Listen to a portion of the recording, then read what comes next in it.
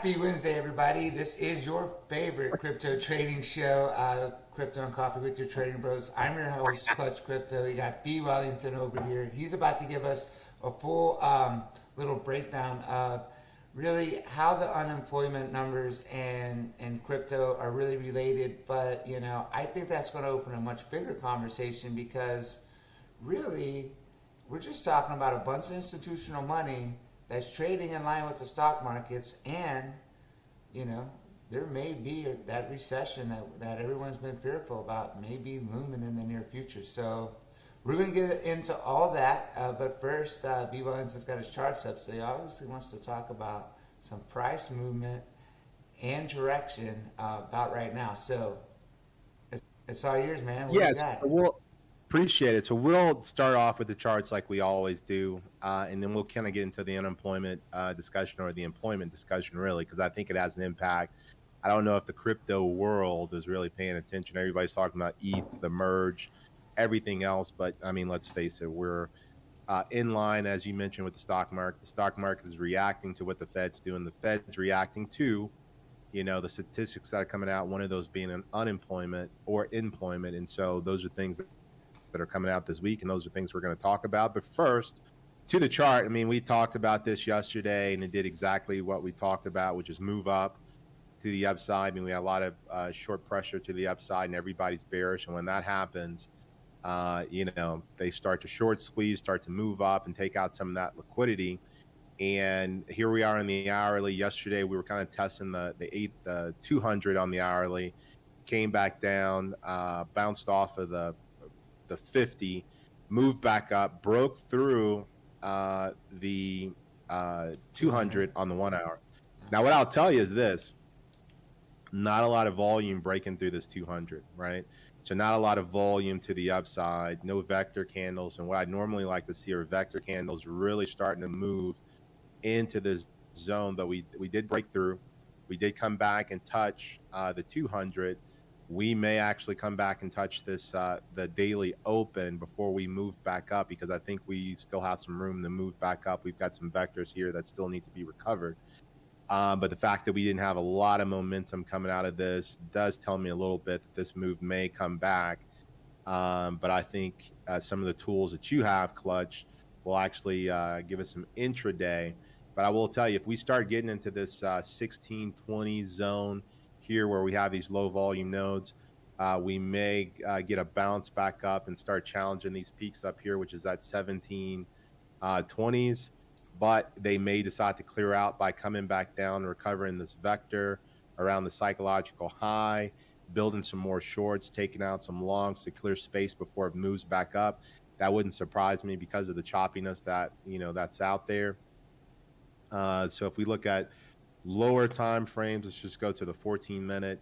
On the 14-minute, I mean, we did move up, break this high, come back from that end. So probably took out some breakout traders that came. And so now we're just kind of hovering below that. I mean, if you want to look at this as a head and shoulders pattern, this would be a shoulder, this would be a head, and this would be another shoulder for a move back to the downside.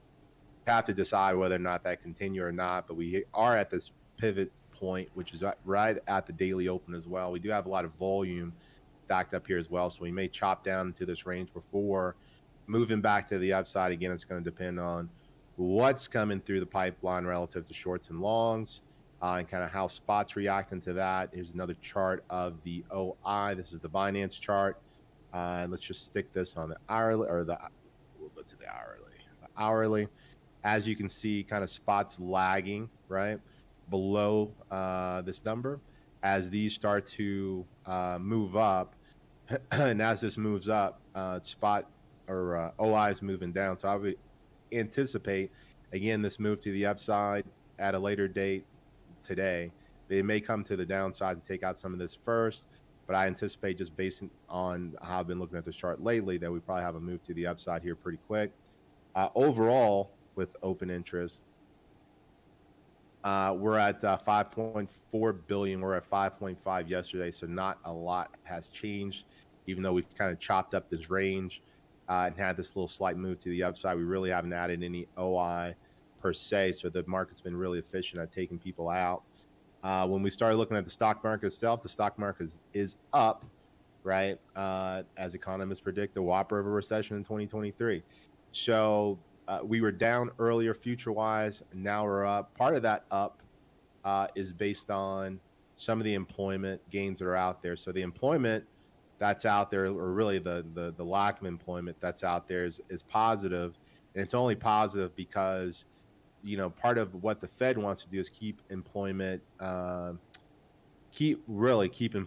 control, because when you have a lot of employment, you also have wage inflation, and wage inflation is a lot harder to correct than inflation of goods and services and things of that nature. And so part of their raising and keeping firm on raising rates is the fact that employment is so high and unemployment is so low that they can continue to raise rates until unemployment starts to move up. And therefore, if people don't have money, then that cuts out demand as well, and therefore inflation gets under control. So that's exactly what's happened. Is ADP employment report, where we had an estimated 300,000 jobs that were going to be added, only 132,000. So job growth is slowing. Yesterday, when we started looking at these things, I don't know if we touched on this because we were before some of these came out, but consumer confidence is up, right? Which is, when employment is high, consumer confidence generally high, which means people borrow as well. So when things start coming to the downside, some of that debt may default. I mean, these are all things that we need to be wary of. Job openings actually increased, but job openings doesn't mean that people are filling those jobs. Quits is 4.2 million. And so, one of the themes of the Fed is, as money gets more expensive, companies are going to start cutting things such as jobs, which generally are cut first because of the high cost of having people employed. So some of those job openings may actually start to close, and so that'll improve the number. And then ultimately, if money becomes too expensive and the economy slows down too much, then you'll have more unemployment, less demand for goods and services, inflation comes down, and then Fed holds steady for a period of time. So that's kind of what we're looking at on this end. But as far as short-term price action, just getting back to the charts, I think, we still looking for a continuation move to the upside, but may clear out to the downside before that happens.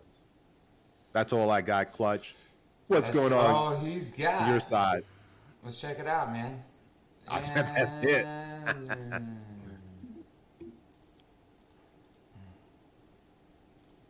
so, let me know when you can see high block here. I can see high block. So as you can see, we've kind of flipped the book. We were back up here on positive. Just hold on, Clutch. Just refresh it, because I've got like part of Bookmap and part of High Block. It's kind of a dual screen. So maybe if you refresh it or something, I can get the whole High Block screen.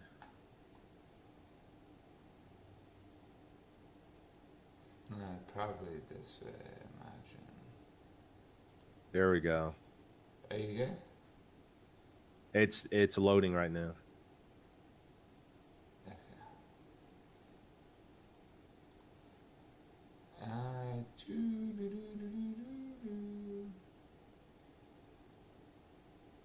We got some volume coming in for the longs right now on Bookmap. But anyway, as you can see, we flipped. We're in the positive direction. We're at 2 billion on the cumulative liquidation delta, and we still have quite a few. This is the tier 2, so there's not as many liquidations as we normally look at as tier 1, but this kind of just helps us see everything. And again, we're really right back in the range that we were really working in yesterday. And again, we got $118 million short liquidation. That is right up here at 1721. So do pay close attention to that. That's definitely a very realistic possibility for us a little later today. So again, if we break that 1620 area, go ahead and expect some higher prices. We do have a fairly big long liquidation. It's floating around here somewhere. He's going to be down here, and right here. 1459 area as well. So I'm really thinking if we start breaking below 1580, and we'll start heading down, but we need to get there first. So 1620, 30 area to 1580. Those are kind of your points to really pay attention to as far as breakouts go, based on high block. Let's take a look over here real quick at our book map and see what book map has to say.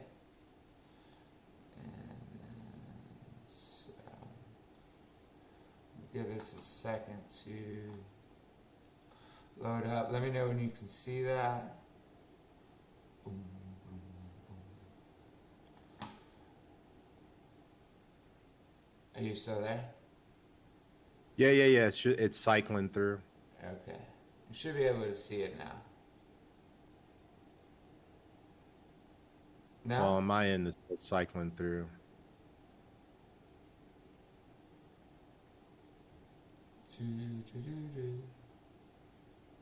Nothing? There we go. Okay, cool. We're up now. All right, so as you can see, we're sitting at 1603. We do have we're more heavily weighted to the upside right here. We do have some liquidity up here at 1625. That's a low volume node with a bunch of orders, so that's definitely a realistic possibility as well. We did have some high volume for the longs that just came in as well, so we'll see if we keep that momentum or if they want to do a pullback to get these longs out of the boat before continuing up. So we'll have to see what that looks like. As far as the long-term liquidity goes, if we zoom out, we had some up at 1700 earlier, which goes in line with that big liquidation that we mentioned. And so let's me get this to pop up here sometime. Maybe.